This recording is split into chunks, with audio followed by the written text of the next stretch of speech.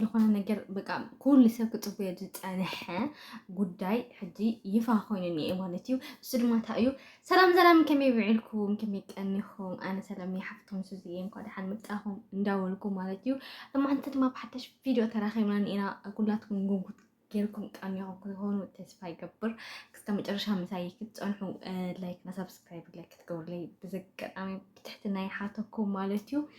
لما حنتي حسني همت أنا ماني بزح نجارات ترست ولا شيء خلنا مر بزح نجارات حدش نجارات كتسمعوا حدا نجارات ما يتأمكم يخونيو لخنا نجارتي بهوتنا شركة قبل كلنا لخنا نجار نحزن خونينا يتأمن يخونيو إلا لحسكم نجاراتني أمانتي بس كم متجرش هذا ما زي كنت أنا حب زكاة أمي مالتي بتجامي تحتني حتى كم مالتي لايك مجاجن أنا بس عنا قد እና ኣብቲ ሓደ ፈክፋር ረህማን ይርክም ሰልማ ሓሳብ زي رأخما دي ما بديسكربشن ودي ما تحتي أمنا يدنا على يوتيوب channel أتهم كتير واحد خوني هم كون دول خنا بزح حساب للفوتو فيديو يا مالتيو نحن ما حد ما ويزورو حدث بزح حساب جوجل نزت أنا من تاي حدا جيزي نحنا كم تدلنا يوين ما كم تنبهو وين ما نحنا كم بروجرام لجورنا يلي كونسي حلفنا أكيد مينا تانيحو بزح واقع يخفلنا مالتيو وإذا حدث نتم حجزني ولده ودي ما نتندقن لما حالف ولا لو نجارات اللي جورو إنه نجارات بتعمي يحزنك كمالتيو نمنتهي تلكمني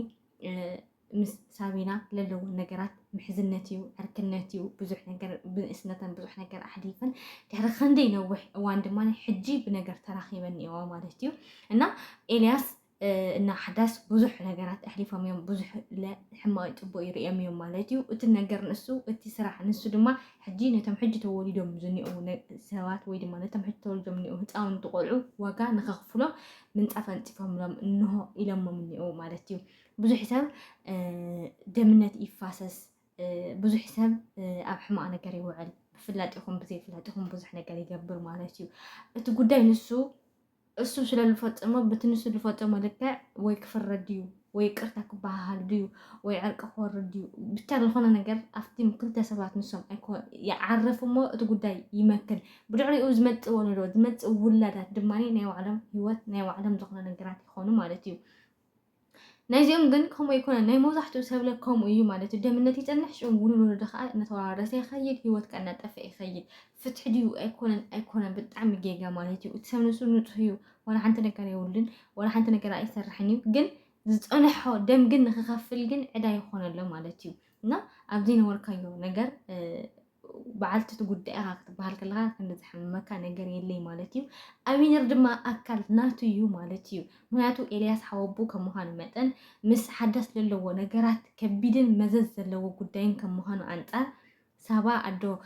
أمينر دما نزو قديزي بتعمي أفرحوان أشقاقوان نئي مالتيو نمنتاي ودا واقع خفل سلال الخوانا ودا دما حدا كنسو كندش حقوانا لا كفريلا كبزحلا كتماموق أدو نحقو كتكون ناي ولادا فرا كترئي بزح هانقوتان دستان دليتن أو قدمي قوقوت كوينو دتبويو زلا أديا مالتيو إذا دزي ببزح نجارات أو حدا ودا نقدرك وبزح مسوقات كيفية العوية تودايا مهناتو أبينر بولعو اندحلو أبو أسلس تقتلو مالتيو كندبو كنددو خوينا العويتو مس عوية دما عوية كندو مركز كونا بولادو نخطك كحس فرولاد نخترئي بزح خاسفن مخسوات نختركب يا مالتيو استاذ نجرات زيجن نايبو دم كسكاف حجي ايركسن حاوبو واقع نخفل يعدم ولا مالتيو منياتو حاوبو زودايزي برقت ناي سقاخة نفسها أكلتها قبل كله سبسل اللي يبهر جن كم زينا ولو لما محلاف كتخكي لكم تحاسبوا ده من الوقت زودايزي بعرق اللي بيستفاد لي بجنزب ديو بزخونة نجر بتاع بموسو ديو كعرف ديو الجبور زلوسي ويس حنن أنا تفرد دخل زر من زر كم من بعد أيون يتخكلني تلوه مالتي جايز نسخنا أنا عهاتكم تفردنا عهاتكم كوكمونياتو بموسو نحدا دكي سخوينو بعرق نحدا دكي سخوينو بيكرتا بحتجات نحدا دكي سخوينو تقول داي برقص كابقتيلو يومان عديتو على الهمنات هيوت سبيت فيو ويدما نتقتلن حنا نتفادى زر منزرو منبر يتزحشا بتحدث بزح استنفاس مطفأ يتزحشا ወይስ በትሓንቲ ዘልኩም ማለትና ንዓኻትኩም እቲ ጉዳይ ንዓኹም ገድፈልኩም ማለት እዩ ግን ልቢ ክንብለሉ ልግበአና ነገራት እንዳሕዳ ሃልዩ ህይወትና ሓንቲ እያ ኣይትድገምን እያ ወላ ሓንቲ ብዙሕ ሰብ ክህሉ ይኽእል እዩ ንስኻ ግን ሓደ ኢኻ ንስኻ ተጠፊእኻ እቶም ብዙሓት ሰባት ንስኻ ክኾኑ ኣይኽእሉን እዮም ማለት እዩና ህይወትና ብኸመይ አንፃሪና ንሪኣ ነዚ ዋጋ እዚ ክንከፍል ድልዋት ድና ወይሲ እቶም ዝፈፀሙ ሰባት በዓልቶም ክውድእዎ በዓልቶም ከስተኻኽልዎ በዓልቶም ዝኾነ ነገር ናብ ውሩዱ ንኸይሓልፍ ክዕቅብዎ ድዩ ልግብኦምስ ወይስ ናባና ንሓለፈ ንሕና ድማ ዋጋ ከፈልቲ ንክንከውን ሰብ ዕዳ ንክንከውን እዩ ልግበአና ልብል ከም ሓሳብ ክወኩም ይደልና ሰባ ኣቢነር ድማ እዚ ጉዳይ እዚ ብጣዕሚ ኣስኪእዋ ብጣዕሚ ኣፍሪሕዋ ብጣዕሚ ካብቲ ጉዳይ ንሱ ወዳ ናበይ ከም ተሓቆ ብጣዕሚ ፈሪሐኒ እያ ማለት እዩ ካልእ ድማ ልዋም ቤት ፍርዲ ነፃ ከም ዝኾነት ምንም ነገር ከም ዘይብላ እቲ ጉዳይ ንሱ ከም ዘይወዓለቶ ናይ ጠለመ ጠቐነ ምናልባት ነቲ ጥቕሚ ንሱ ወይ ድማ ነቲ ጉዳይ ንሱ ክትዝፍዘፎ ስለለዋ ዝተገበረ ብበረክ ከም ዝኾነ ተሓቢርዋ ማለት እዩ ብጣዕሚ ድማ ደስ ይብለኒ ኣነ ብግለይ ማለት እዩ ምክንያቱ ሓደ ሰብ ኣብ እንጀራ ምእራይ ኣብ ድኽነት ምፅያፍ እቲ ዝበፅሖ በደል ከም ፅቡቅ ነገር ተመስገን ኢሉ ተቐቢሉ ኣብ ምግፋእ ዘሎ ሰብ ከምዚ ዓይነት ነገር እሞ ከዓ ሓቀውነት ለይብሉ እሞ ከዓ ስነ ስርዓት ለይብሉ እሞ ከዓ ንጂ ምሳኻ ምስ ዘሎ ሰብ ምስ ዝበልዕ ምሳኻ ምስ ዝበልዕ ምስ ዝሰት ሰብ ከምዚ ዓይነት ነገር እሞ ከዓ ሂወት ሰብ ኣጥፊኡ ንዓኻ ንኸጥፍእ ምስ ዝለዓል ሰብ ታዋል ኣንሳ ኣይግባእን እዩ ማለት እዩ ምክንያቱ ብብዙሕ ነገር እያ ተፈቲና ብብዙሕ ነገር እያ መስዋእቲ ተኸፊላ እስታት ነገራት ተቋቒማ ምስ እግዚአብሔር ከይተጋጨበት እግዚአብሔር ይመስገን እስኪ ይኹን ድሓን ፅባሕ ይሐይሽ ኣብ ትብለሉ ግዜ ከምዚ ዓይነት ነገር በርሀ ኣብ ልዕሊ ኣውሪድላ ነይሩና እዚ ጉዳይ እዚ ተፈቲሑ በርሀ ኣካል ንሱ ወይ ድማ ናይቲ ጉዳይ ንሱ መራሒ ተግባሪ ፈፃሚ ኣቃዲ ምዃኑ ናብ ሕጊ ቀሪቡ ቃል ይህቡ ማለት እዩ እዚ ቃል እዚ ድማ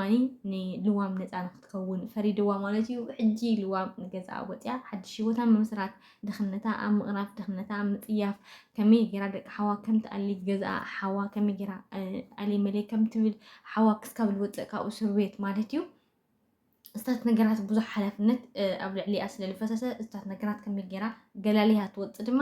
ንሓድሽ ሂወት ኣቢላን እያ ማለት እዩ ኣዶ ኣቢነር ድማ ብጣዕሚ ተሓጒሳ ብእውነት ሓደ ግዜ ኣይወልዱናን እዮም ሓውነትም ኣይብልናን እዩ ዝኾነ ናይ ዓፅሚ ዝኾነ ዓይነት ርክብ ኣይብልናን እዩ ብርግፅ ግን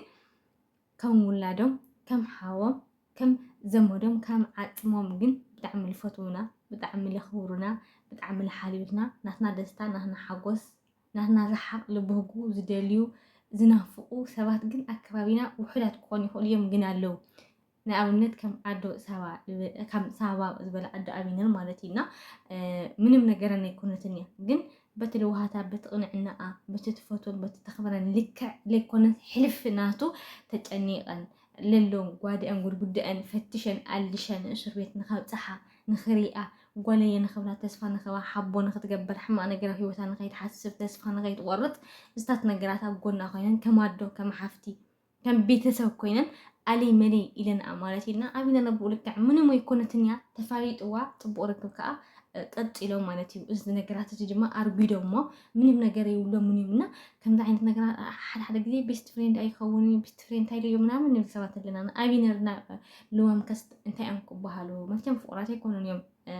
ሄራን እናሃለወት ግን እስታት ነገራት ሄራን ብዙሕ ስጋኣ ስለ ዝነበራ እዝነት ነገራት ተፈቲሑ ሄራን ደስ ኢሉ ክብላ እዩ ርግፀኛ እየ ሰበይቲ ሓዋለ ደስ ኢልዋ ኣቢነር ደስ ኢልዎ ብፍላይ ድማ ኣዶ ኣቢነር ሳባ ብጣዕሚ ደስ ኢልወን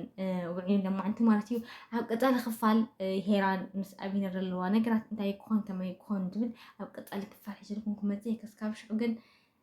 ቤተሰብ ምዃን ኣይትሕመቑ ሰብስክራይብ ምግባር ኣይትረስዑ ኩለኩም ይደሊ ሰስተናይ ንዓው